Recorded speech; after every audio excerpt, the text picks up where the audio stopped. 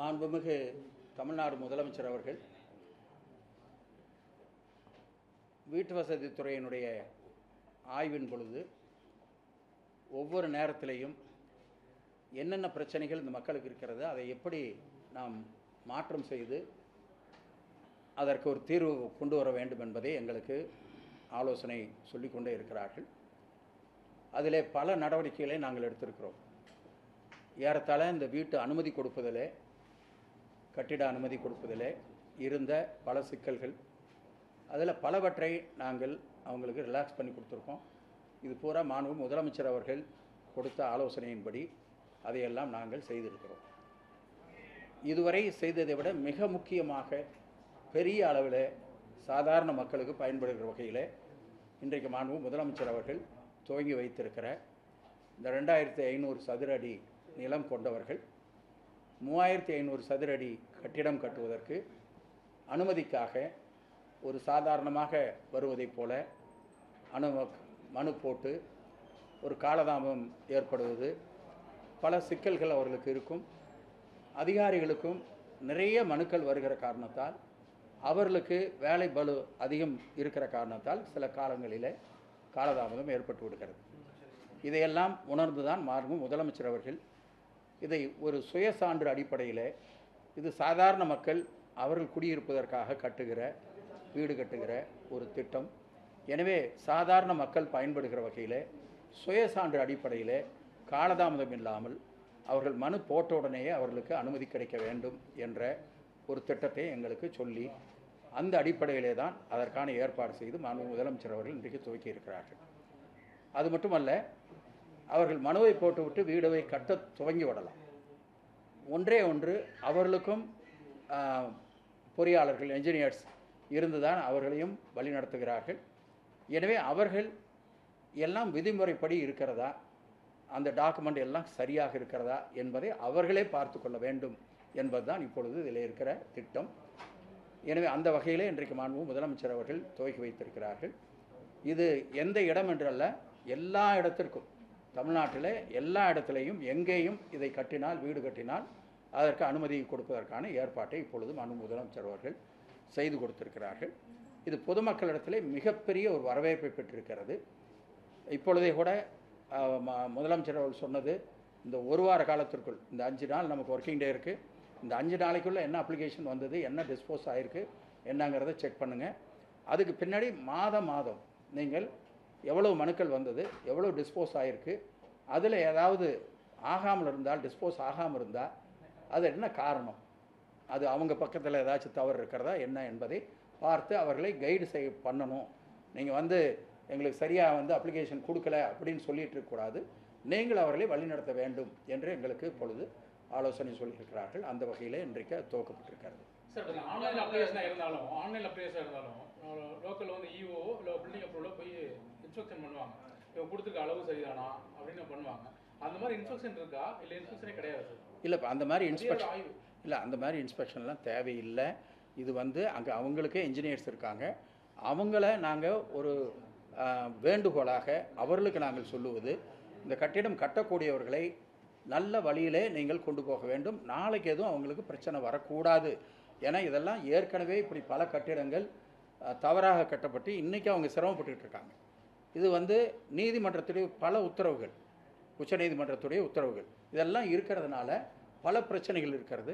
எனவே நாங்கள் ஏற்கனவே என்ஜினியர்ஸ் அசோசியேஷனோட பேசியிருக்கோம், ஆர்கிடெக்ட் அவங்களோட பேசியிருக்கோம். இவங்க எல்லாரும் அவங்கள கைட் பண்ணணும். அந்த விதிமுறைகளுக்கு உட்பட்டு அவர்கள் அவர்களுக்கு செய்து கொடுத்து விட வேண்டும். ஆனால் அதற்காக காலதாமதமோ டிலேவோ ஆகாது. அவர்கள் அனுமதிக்காக கொடுத்து விட்டு அவர்கள் பாட்டுக்கு வேலையை ஆரம்பிக்கலாம்.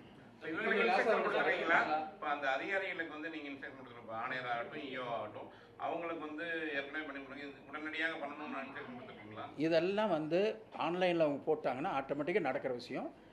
நாங்கள் இப்போ என்ன சொல்கிறோன்னா, அந்த கட்டிடம் கட்டக்கூடிய அந்த பயனாளி இதுக்காக வெயிட் பண்ண வேண்டாம், நீங்கள் பாட்டு வேலையை ஆரம்பிங்கன்னு சொல்கிறோம். இல்லை, அது விதிமுறைப்படி இருக்க வேண்டும். அது ஆய்வு வருகிற பொழுது யாராச்சும் ஒரு பிரச்சனை வந்ததுனாக்கா அது ஆய்வு போக வேண்டிய அவசியம் வரும். அன்னைக்கு அந்த விதிமுறையை மீறி இருக்கக்கூடாது. இது ஒரே ஒரு இது என்னென்னா, ஒரு மனு போடும் பொழுது காலதாமதம் இல்லாமல் வேற ஒன்றும் அவங்களுக்கு வந்து சிரமம் இல்லாமல் உடனடியாக அனுமதி கொடுக்க வேண்டும். ஆனால் அவர்கள் சுய சான்று, இந்த இடம் என்னது தான், நான் இந்த விதிமுறைகளுக்குள்ளே தான் கட்டுறேன், இந்த விதிமுறைகள் எல்லா இன்ஜினியர்ஸுக்கும் தெரியும், எனவே இதுக்குள்ளே தான் கட்டுறேன் அப்படின்னு அவங்க சுய சான்று கொடுத்துருச்சுன்னா நாம் அந்த பர்மிஷனை கொடுத்துறோம். அது பர்மிஷன் வர்றதுக்கு டிலே ஆனால் கூட அவங்க வெயிட் பண்ண வேண்டாம், பில்டிங்கை அவங்க கட்ட ஆரம்பிச்சிடலாம். இப்போ ஃபியூச்சரில் ஒரு கண்டுபிடிச்சா டிஸ்மிஸ் பண்ணுவீங்களா சார்? அப்புறம் இல்லை, ஃபியூச்சரில் கண்டுபிடிச்சதுன்னா விதிமுறைகள் என்ன இப்பொழுது சொல்லுதோ அந்த விதிமுறை அவங்களுக்கு அப்ளை ஆகும். அதாவது அப்ரூவல் ஆகும்னு சொன்னால் எக்ஸஸாக கட்டியிருந்தாங்கன்னா அதை இடிக்கிற மாதிரி இல்லை அப்ரூவலே டிஸ்மிஸ் பண்ணுறது சார்? ரெண்டு இருக்குது. இல்லை, அப்படி இல்லை, அது திருத்தம் சொல்லுவோம், அது திருத்தம் முடிஞ்சுன்னா திருத்திக்குவாங்க. இப்போ இன்னும் சார், அதாவது ஸ்கொயர் ஃபீட்டுக்கு மட்டும்தான் ஃப்ரீ இல்லையா? பஞ்சாயத்து போர்டாக இருந்தாலும் சரி, டவுன் பிளானிங் இருந்தாலும் சரி, ஸ்கொயர் ஃபீட்டுக்கு அந்த ரேட் மட்டும் தான் ஃப்ரீ சொல்லியிருக்கோம், 3000 ஸ்கொயர் ஃபீட்டுக்கு வரைக்கும்.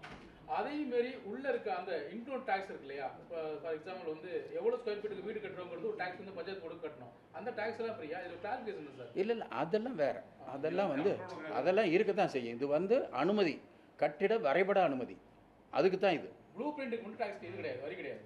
அது கூட வந்து வரி இருக்கா இல்லையாங்கிறது நம்ம அது பார்க்கணும். இல்லைம்மா, இது லட்சக்கணக்கில் பயன்படுவாங்க. ஏன்னா ஒரு 2500 ஸ்கொயர் ஃபீட்டுக்குள்ளே கட்டடம் கட்டுறவங்க, அந்த நிலம் வச்சுருக்கிறவங்க தான் அதிக அளவில் இருக்காங்க.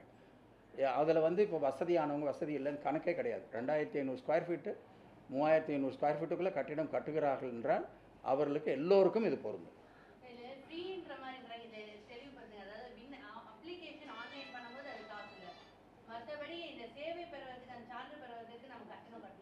இல்லை, அந்த கட்டணங்கிறது அது வந்து ரொட்டீனாக இருக்கும். அதில் வந்து நம்ம இருக்காது. வரிங்கிறதெல்லாம் இருந்தால் தான் அவங்க நாளைக்கு வந்து பேங்க்குக்கு போகும்போது கூட, இப்போ நீங்கள் பல பேர் வந்து எங்களுக்கு வரி போடுங்கன்னு வந்து நிற்கிறாங்க. அதனால் இந்த வரிங்கிறது அவங்களுக்கு அது ஒரு அத்தாச்சு, அவங்க கட்டணம் நம்மளுக்கு தான் அப்படிங்கிறதுக்கு உண்டான அத்தாச்சு.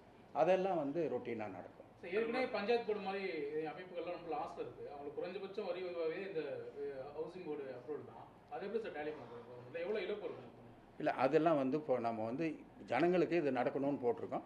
அதை பற்றி பின்னாடி நாங்கள் சொல்கிறோம். இப்போ ஏற்கனவே நீங்கள் கட்டின வீடுகள் வந்து வாடகைகள் ஒவ்வொரு முறையுமே நீங்கள் செய்தியாளர் சந்திப்பு சொல்லிட்டு தான் இருந்தீங்க, வாடகை கூட குறவிட போகிறோன்ட்டு. ஆனால் இன்னும் அது விட்ட மாதிரி இல்லை. எனக்கு கிட்டத்தட்ட அதே வருடக்கணக்கெலாம் வந்துடுது. இப்போ நிறைய இடங்களில் வந்து அது மெயின்டெனன்ஸ் பண்ணாமையே வீணாக தானே போயிட்டு இருக்குது. சரி, இப்போ தான் நடக்கும் அது. இல்லை, இப்போ கேகே நகரில் வாடகை விட்டுருக்கோம். 110 வீடா 103 வீடா என்னவோ, 103 வீடு வந்து வாடகைக்கு விடுறதுக்கு சொல்லி அதில் வந்து ஒரு 50 வீட்டுக்கு மேலே வாடகைக்கு போயாச்சு. மற்றதெல்லாம் கொஞ்சம் கேட்டுக்கிட்டு இருக்காங்க. அவங்க அப்ளிகேஷன் வந்து இருக்குது, அதுக்கு சில வழிமுறைகள் இருக்குது. அந்த வழிமுறைப்படி வந்து அவங்களுக்கு வாடகை கொடுக்கறதுக்கு பண்ணிகிட்ருக்கோம். இது மாதிரி மற்ற இடத்துலையும் பண்ணுறோம். இப்போ வந்து அதை விற்கிறதுக்கு ஒரு தனி ஏஜென்சி ஏற்பாடு பண்ணி அதை கொஞ்சம் வேகப்படுத்தலாமா, அது முடியலங்கிறப்போ மறுபடியும் அதை முழுசாக எல்லாமே வாடகை கொடுக்கலாம். அதே மாதிரி பத்திரிகையாளர்களை பொறுத்த வரைக்கும் பத்திரிகையாளர்களுக்கு வந்து இந்த வீடு ஒதுக்கீடுன்னு ஒவ்வொரு முறையும் சொல்லிட்டு தான் இருக்காங்க. 3 வருஷம் ஆயிடுச்சு. எனக்கு அந்த வீணாக போகிற அந்த மெயின்டெனன்ஸ் பண்ணால் குறைந்த அளவுக்காக வாடகையாக விடலாம்ல அந்த பத்திரிகையாளர்களுக்காக? இல்லை, பத்திரிகையாளர்களுக்கு வீட்டு வசதி வாரியம் பத்திரிகையாளர் என்று நேரடியாக கொடுக்க முடியாது. அந்த துறையினுடைய சார்பாக எங்களுக்கு அப்ளிகேஷன் வரணும். அதனால் அந்த துறையில் கொடுத்து அங்கேருந்து வந்துருச்சுனாக்கா நாங்கள் வந்து கொடுத்துட்டு போயிடுவோம். இப்போ வந்து பத்திரிகையாளர்களுக்குன்னு ஒரு கோட்டா ஒதுக்கி வச்சுருக்கோம். அதில் கொஞ்சம் வீடுகள் இப்பொழுது காலியாக கூட இருக்குது. அவங்க வந்து அந்த துறையினுடைய சார்பாக எங்களுக்கு வந்துருச்சுனாக்கா, ரெக்கமெண்டேஷன் வந்துருச்சுன்னா அது கொடுத்துருவோம். சார், அந்த இதுக்கு போயிருக்கேன். அப்போ இந்த டைம் கேட்டால் தான் இப்போ எப்போவும் அந்த மது விலக்கை பொறுத்தவரைக்கும் ஒவ்வொரு முறையுமே வீட்டு வந்து ஒவ்வொரு குற்றச்சாட்டு வச்சுட்டே இருக்காங்கல்ல, இந்த அந்த பிளாஸ்டிக் ஆகட்டும், அது போட்டு அந்த பாட்டில் ரிட்டர்ன் வாங்குறது. இல்லை, நான் அதை அப்புறம் பேசுகிறேன், தனியாக கூட்டு போட்டு பேசுகிறேன்.